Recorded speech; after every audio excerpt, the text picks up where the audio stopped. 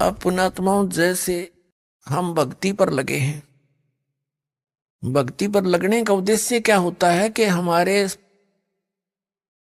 जो बच्चे हैं वो सुरक्षित रहें, कोई आपत्ति ना आवे, हमारे ऊपर भी कोई ऐसा संकट नहीं आ जा, इससे हमें भगवान बचावे।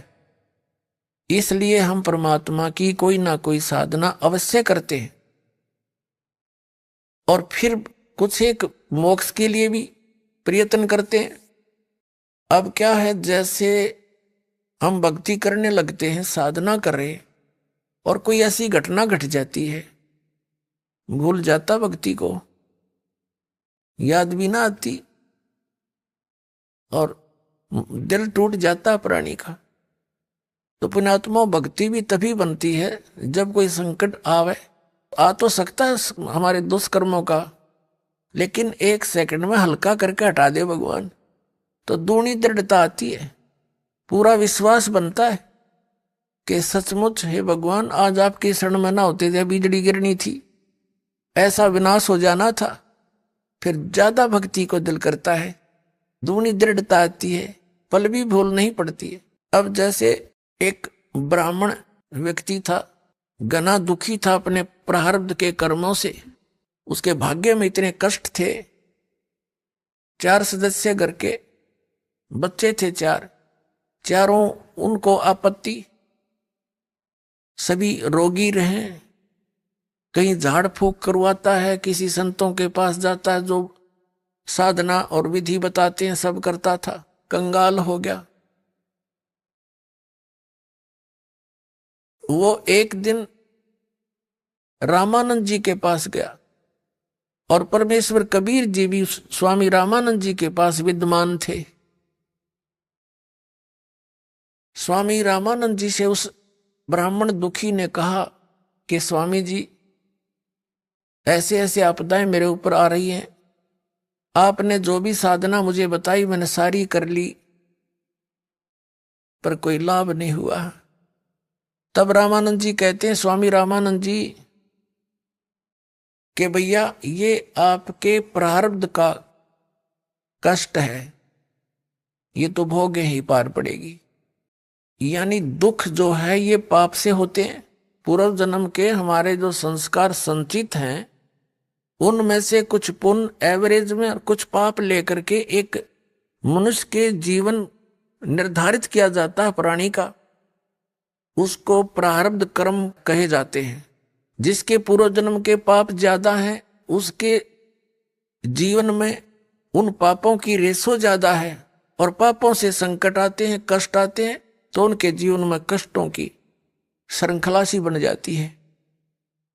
वो श्रृंखला उस ब्राह्मण भक्त दुखी के बनी हुई थी। कबीर परमेश्वर ने कहा स्वामी रामानंद जी को कि स्वामी जी, आप कह रहे हो कि इनके तेरे प्रारब्ध के कर्म हैं, ये तो भोगने ही पड़ेंगे। तो परमेश्वर ने कहा फिर भक्ति की आवश्यकता क्या रही? यदि जैसे कर्म लिखे हैं, पुण्य और पाप यही सब कुछ प्राप्त होंगे, तो भक्ति की आवश्यकता क्या स्वामी जी? तो स्वामी जी कहता है, बेटा बच्चा क्या बताऊं, वेदों में ऐसा ही लिखा है। परमात्मा बोले, तुमने वेदों का क ख का भी पता को नहीं, वेदों का नाम लेते हो, स्वयं भ्रमित हो, जनता को मिसगाइड किए बैठे हो। अब स्वामी रामानंद जी तो परमात्मा को देख रहे थे, देख कर आए थे सतलोक में। वो फिर उसके बाद ज्यादा अटपट नहीं करते थे, लेकिन अपनी अल्प बुद्धि का परिणाम जरूर दे देते थे कभी ना कभी।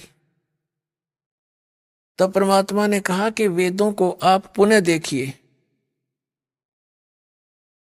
उसमें स्पष्ट लिखा है कि परमात्मा घोर पाप भी नाश करता है आपके प्रारब्ध का, सत साधना करने वाले का। नहीं तो फिर भक्ति की आवश्यकता क्या है? जाइए नो के नो दे टूटेंगी भक्ति इंसान की, फिर क्या यूज भक्ति का? अपनात्मा, जैसे किसी के पैर में कांटा लगा हो और वो किसी के पास जाता है, वो देख जा कर कहता है भी तेरा जो कष्ट है पीड़ा जो तुझे तुझे कांटा लगा हुआ अंदर गहरा, ऊपर नहीं दिखता हो, तो उसके लिए समाधान क्या है? उसका समाधान तो ये है कांटा निकलना चाहिए। और कोई ये कहे कि कांटा तो निकलेगा नहीं, ये तो तेरी एडी में पंजे में लगा ही रहेगा, और भक्ति कर आगे का जीवन तो सफल हो जाएगा। यानी जो तेरे प्रारब्ध के कर्म है ये तो तुझे भोगने पड़ेंगे, और कोई ये कहे कि भक्ति कर आगे सुखी हो जाएगा। पुण्यात्माओं को ये कहे कि तेरे पैर का कांटा तो निकला नहीं, और जूता पहन ले आगे कांटे ना लगेंगे, तो कांटा लगे पैर में जूता पहना नहीं जा सकता, वो तो कांटा निकले। और फिर उसको सलाह दी जा कि जूता मत निकाल दिए सफर में, तो उस डर के मारे के कहीं फिर ना बात बिगड़ जा, वो कभी जूता नहीं उतारे फिर उस सफर में। तो पुण्यात्माओं जिनको कर्म के कांटे चुभे हुए हैं और उनको कोई सलाह दे कि ये कर ले वो कर ले, कुछ देर तो करते हैं वो, फिर जब अंत में ये मिल जाता है कि कर्म तो भोगने ही पड़ेंगे, प्रारब्ध के हैं, और भक्ति कर ले, खाक भक्ति करेगा वो, कर ली भक्ति उसने, तो फिर वो उस कांटे पर ध्यान रहेगा, पहन सकता जूता उसको। तो कहने का भाव ये है कि हमारे सदग्रंथ जो हमें बताना चाहते हैं वो हमारे धर्मगुरु परिचित नहीं थे। परमात्मा के गुण क्या बताते हैं ये डंडोरा किस चीज का पीट रहे थे, ये सारा मिसगाइड किए बैठे थे अपने को। ऐसे आज तक जितने भी महापुरुष आप देखो सबकी यही दशा है, इन कख नहीं पता था। अब थोड़ी सी झलक दिखाते हैं इसी पॉइंट पे। ये देखिएगा, ये देवी पुराण है, इसी में आपको दिखाते हैं। ये गीता प्रेस गोरखपुर से प्रकाशित है। हनुमान प्रसाद पोदार चिमनलाल गोस्वामी इसके संपादक हैं, और गीता प्रेस गोरखपुर से ये प्रकाशित है, मुद्रित है। आप जी को थोड़े से सत्संग में इन सभी ऋषि महर्षियों की तलाशी लेकर दिखा दूंगा, ये कितने विद्वान थे और क्या ज्ञान दिया करते थे। ये देखिएगा, ये चौथा स्कंद है और 243 पृष्ठ पे व्यास जी कहते हैं कि प्रहलाद की बात सुनने के पश्चात शुक्राचार्य ज्ञान दृष्टि से सब कुछ देखकर प्रसन्न हो गए, उनका मुख मुस्कान से भर गया। उन्होंने दैत्यों से कहा, दानवों तुम मेरे यजमान हो, भक्त हो, तुम्हें न तो डरना चाहिए और न पाताल में ही जाना चाहिए। अपने सत मंत्रों के प्रभाव से मैं तुम्हारी रक्षा कर लूंगा। धर्म के मर्मज महाशो, प्राचीन समय में ब्रह्मा जी के मुख से मैंने जो बात सुनी है उसे बता रहा हूं, सुनो। यह वचन बड़ा ही हितकर है, सत्य और अटल है। उन्होंने कहा था कि होने वाली बातें अवश्य होकर रहती हैं। धरातल पर कोई भी ऐसा सुयोग्य पुरुष नहीं है जो प्रारब्ध को विफल बनाने में समर्थ हो सके।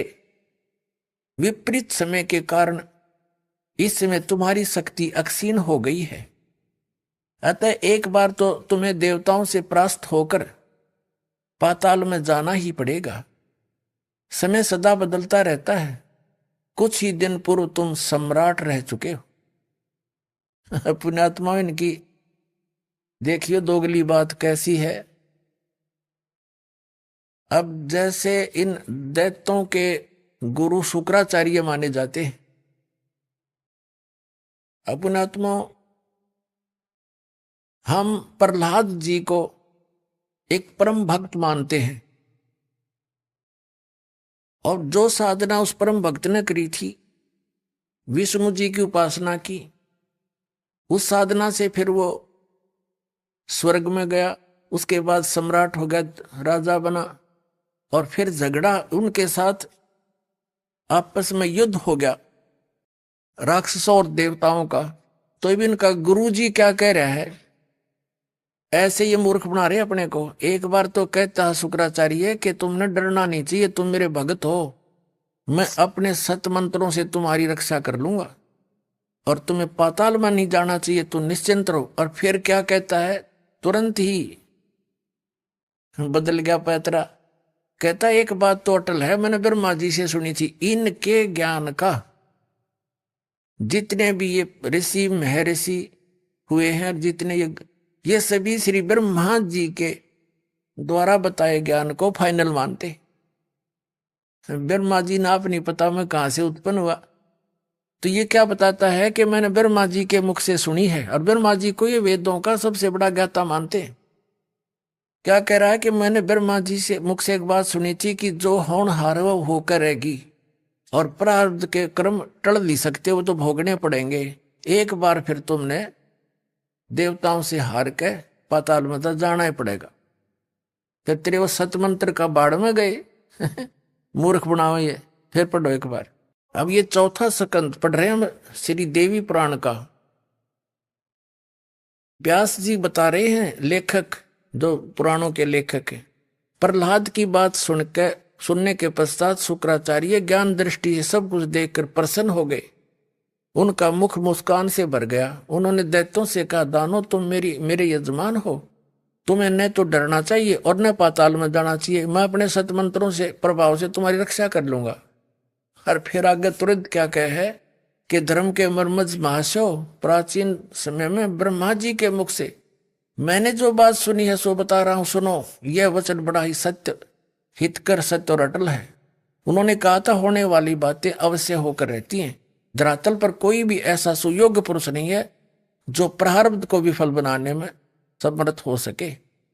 विपरीत समय के कारण इस समय तुम्हारी शक्ति क्षीण हो गई है, अतः एक बार तुम्हें देवताओं से परास्त होकर पाताल में जाना ही पड़ेगा। फिर वो तेरे सतमंत्र कित गए, ये न्यो मूर्ख बना रहे, देख तुरंत झूठ बोल रहा है। एक बार तो छाती कूट रहा है, मैं अपने सतमंत्रों से तुम्हारी रक्षा कर दूंगा, तुमने नहीं जान दूंगा। अब इनको जाना ही पड़ेगा। वो तो आ गया अंत इनका। अब दूसरा दिखाता हूं। अब देवताओं के गुरु बृहस्पति की आपको वार्ता सुनाते हैं, इनका ज्ञान दिखाते हैं। 5वां स्कंद, वही देवी भागवत, 282 पृष्ठ पे हम पढ़ेंगे। यहां से व्यास जी कहते हैं, देवराज इंद्र की बात सुनकर बृहस्पति जी उनसे कहने लगे। इंद्र को सलाह दे रहे हैं कौन? देवताओं के गुरु बृहस्पति जी। अब यहां आ जाते हैं, हम अपने मतलब की बात पढ़ेंगे 283 पृष्ठ पे।